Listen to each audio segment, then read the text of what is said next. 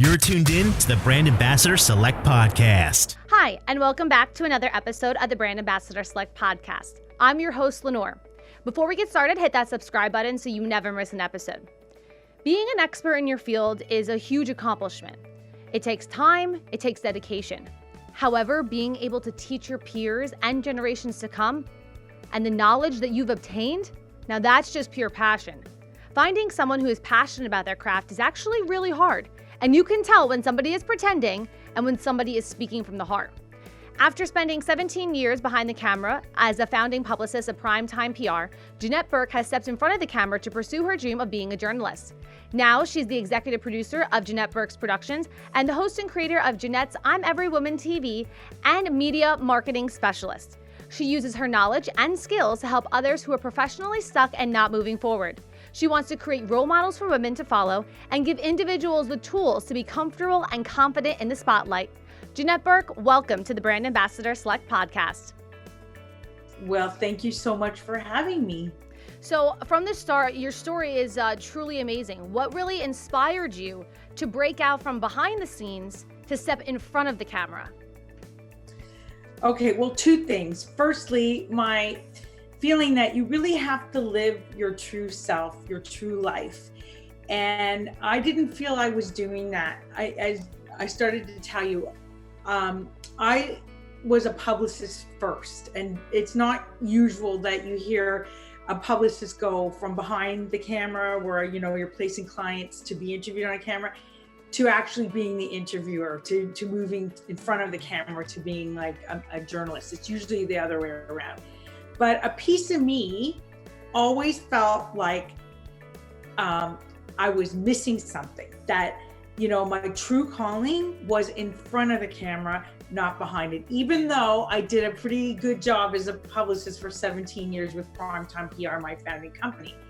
But, you know, then my other reason for doing what I did was at the time, which was about 8 years ago, there really wasn't a lot of TV or online TV geared towards the type of topics I like to talk about. Yes, I'm a lifestyle show, but I like to put a woman's twist on everything, a spin of some kind of woman's thing, woman's issue. Even if I have a man on my show, and we have plenty of men on my show, we interview, you know, like thought leaders, celebrities, game changers, influencers, and experts in various fields, because we are a lifestyle show.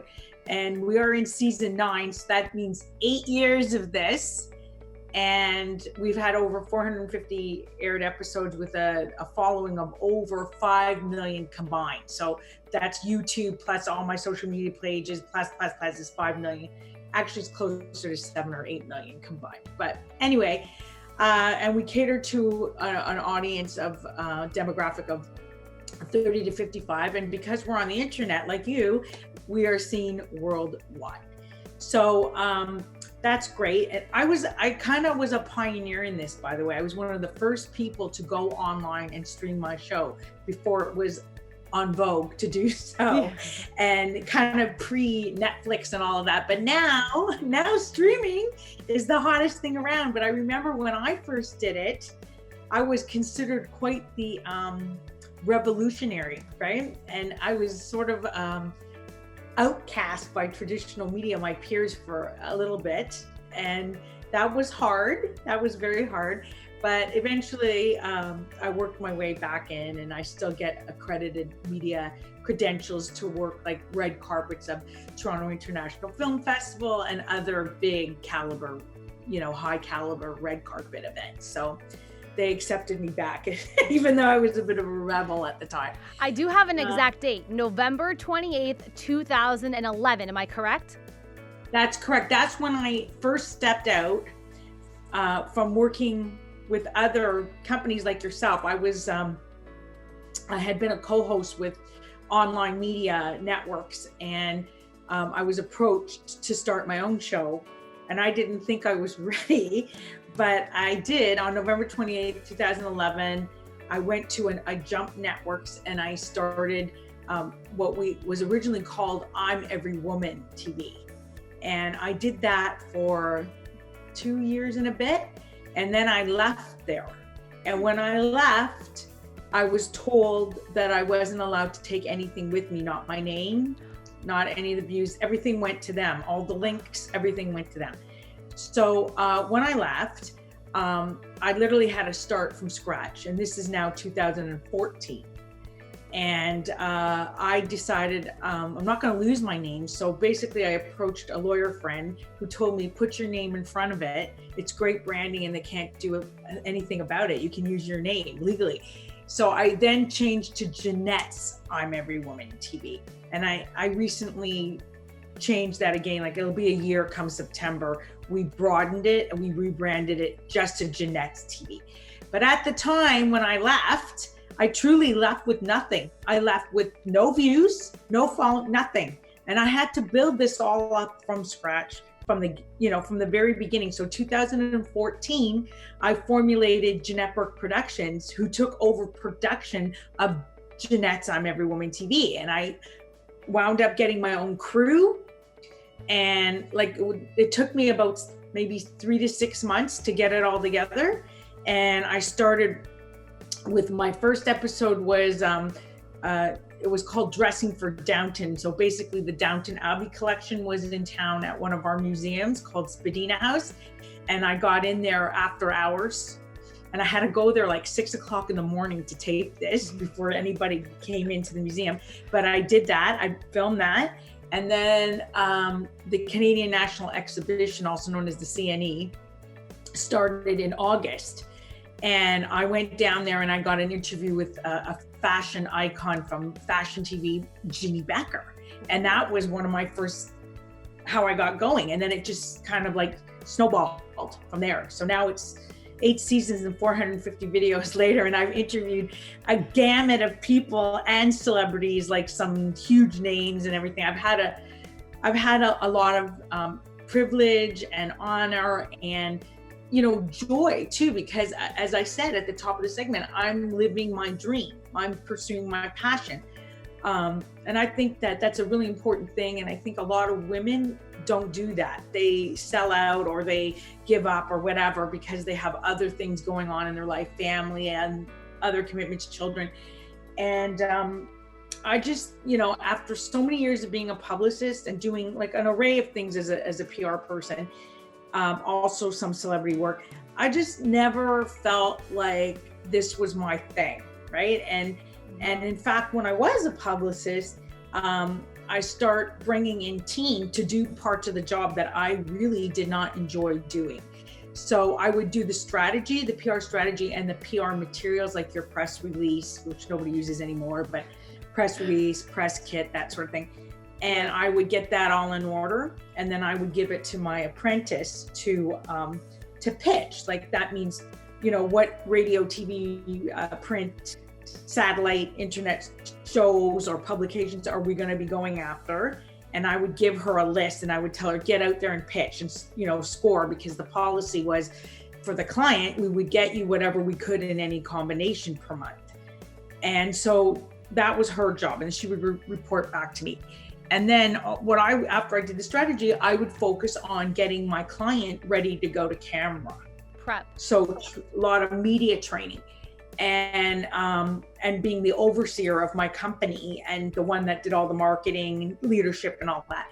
So when I came to this place of now doing Janette's TV, and we have the offshoot of Janette's TV podcast, that's the one side of my business. But the other side of my business, which is actually still on camera or video or media mentoring and training, it's all parts of the same thing, is still in existence. So I have the two sort of sides, or the two arms of the business. But I think it's great though, because all of your background is really, that's all of your expertise. So you just stepping in front of the camera, you're like, I've trained people to do this for like 20 years. I know exactly what they're looking for. I know exactly how to talk. I know exactly the appearance. Like you already had so much experience behind you that stepping in front is just like, I'm here. I know what I'm doing. Well, yes. And also the truth of the matter is there's very little difference between educated, trained PR people and journalism. It's actually two sides of the same coin. The difference is with PR, which makes PR just a tad more difficult than straight journalism, is that we have to take the marketing component and combine it with journalism. Yeah. But you're correct, because so because I had the training, yes, I know what a captivating headline is. I know how to tell a story in sound bites. I know how to get the proper elements of your message across. I also know how to prepare you to be on camera, and we're talking everything from the way you look, so that's like all the image stuff, to the breathing, the voice techniques, all the little things that add to performance or delivery and make for a much more exciting interview. Now, those skills are not only good for a camera, whether you want to be interviewed by the media or a pod or webcast, or you want to make your own videos or lives, but they also transcend to speaking. So I also work with clients who come to me because they are speaking. Now, today they're speaking on camera because they have to record their speeches and send them in, being that due to COVID, most conferences and what have you, industry conferences, conventions are being conducted via Zoom or online. So speaking now has to be done through the camera and has to be like done before the event. It has to be uploaded and all this. And they're coming to me and they're saying, you know, this is a new experience for me, because typically they're used to speaking on a stage in front of a live audience. And of course, I would mentor them for that too. Even if they were doing a TED Talk, I would mentor them. But now it's the camera component. And for some speakers, this is very, you know, uncharted territory. Yeah. And they're feeling very off put by it. So I'm working with them to get them more comfortable. And I'm not just like doing the camera side of it. I'm also looking at their actual speech, looking at their PowerPoints, making sure things flow. Like there's a lot of mentoring and training in the realm of what I do on that side of the business. So you are an expert though. So what would be the important tips that you'd give for somebody who is, say, nervous to be in front of the camera, or even just us? Because like we're on Zoom right now, but we're comfortable enough to have this conversation. But what advice do you have for somebody who's a little bit more well, the timid? first piece of advice I have, and yes, and Zoom is big, right? Because even now we have to communicate with our staff, our sponsors, our investors, having difficult conversations via camera, Zoom, right? And some people are very uncomfortable with that. But here's the thing, it's what you put in your mindset, your head, right? So my first tip or piece of advice would be, forget the camera's even there, right? Because really the camera is just the fly on the wall capturing the interaction of conversation that you and I are having, right? And that's all it is. And if you just sort of think of it as, you know, just what I said, it's like the invisible fly on the wall, or your best friend, or you smile at it like it's your mom or something like that, then you're gonna automatically ease up. Your body language is gonna show the ease, right? The comfort. Yeah, a your little less shoulders tense. will come down. Your breathing will be better. You'll be able to use vocal variety and other things, right?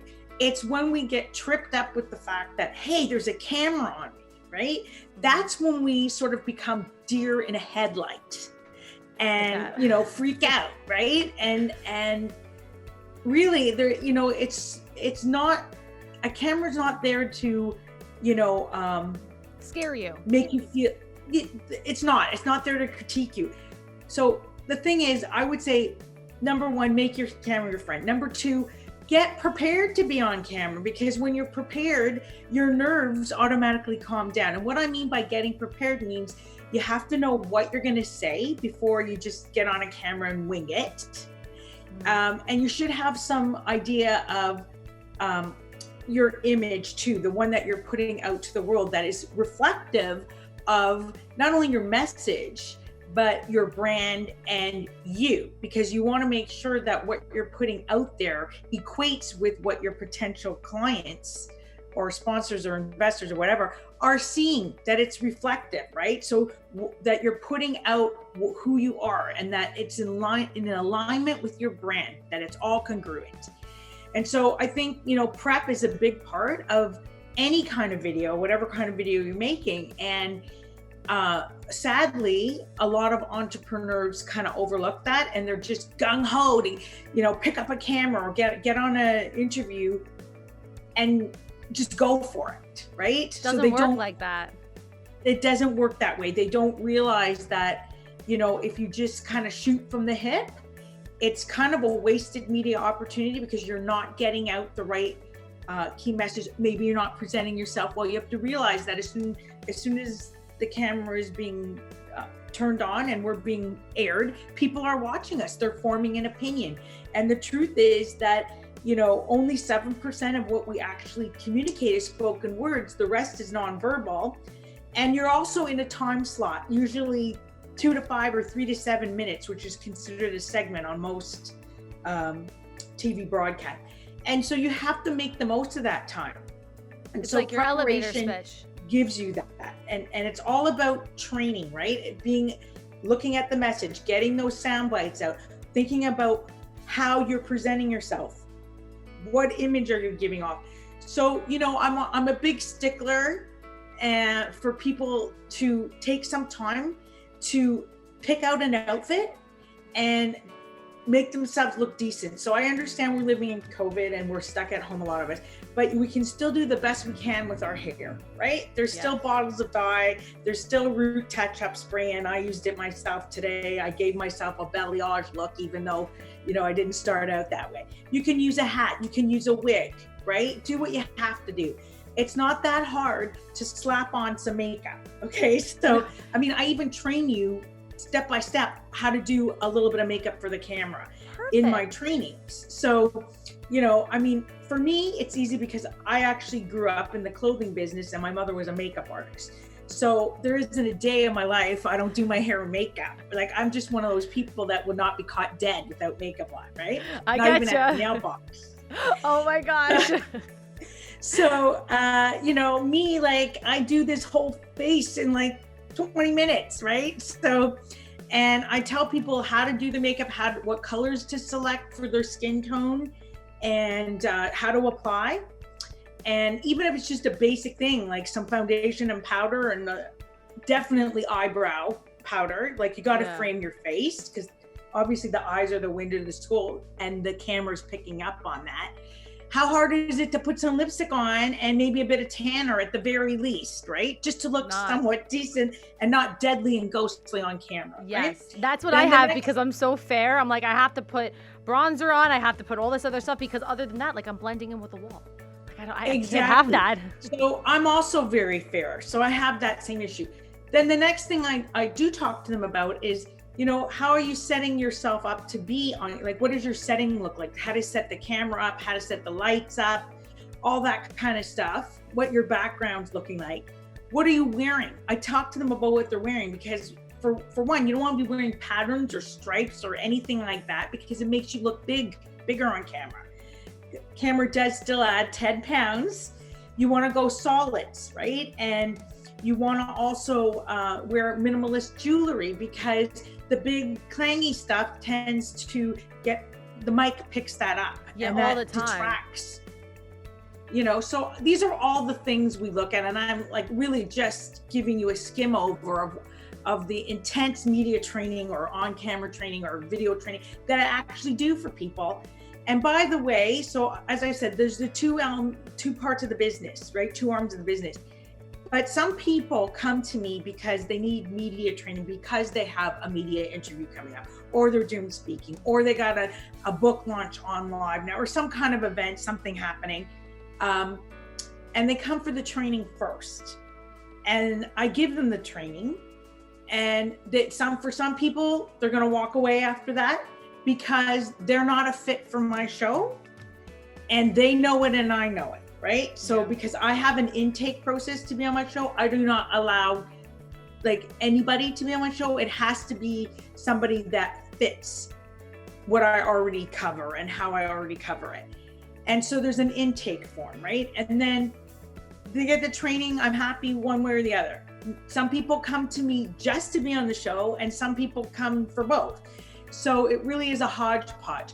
But one of the other key differences about my show than, let's say, other podcasts or webcasts out there is that I actually provide a 3-pronged service. So I have a package to be on my show with a fee, because I have a team of people and myself who are preparing you long before you come to the shoot. So we already offer in the package some training, not the same amount of training as I would give in my media training packages, which are, my media training package is called On Camera Rescue.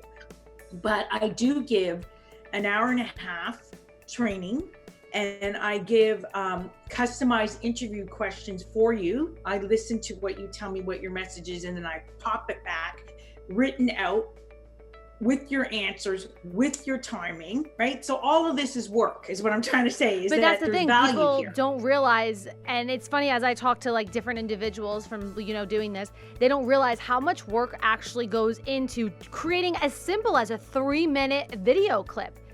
Everything. Yes, there's a lot of research and what have you. And I'm feeding it to my client, and I'm giving them almost like a template that they could use over and over and over again and give to other podcasters or web hosts or even TV show hosts like yourself, who, maybe don't have as much patience or don't want to do as much research and what have you. It's kind of done for you. So I'm doing all that and I'm giving that to them. And then I'm scheduling a shoot, which has got to be coordinated on its own. As you know, I do typically 5 to 7 minutes or even up to 20-minute interviews, all got to be coordinated. And then we're giving you up to 60 days of promotion all over the internet, not just my pages and platforms, but in the groups that represent your target market. We're giving you your view count. We're running a giveaway for you at the same time so that you can collect leads. And we give you that as a bonus, because we're not in the leads business, we're in the TV visibility business, but we give that to you. So the point is, we provide all this, and it's all service, and somebody has to do the work. So I got my content and social person doing the actual promotion of the episodes. I got me doing the training. I got other people doing different things. And we're, we have a comprehensive package, and that's what we're charging for, and it's a service we're providing, like you said, like you do, and how much work is involved. Yeah.